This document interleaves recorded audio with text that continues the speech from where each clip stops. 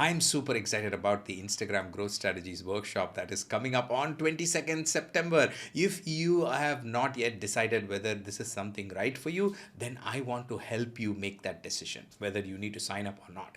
I'm going to show you three things that I'm going to cover in this 90 minutes. First is we are going to jump right into Instagram account optimization. I'm going to take you into Instagram settings, the Instagram profile page. We're going to talk about the shops, bio link. We're going to talk about the highlights and all those things that are important for you to create a good presence on your Instagram account.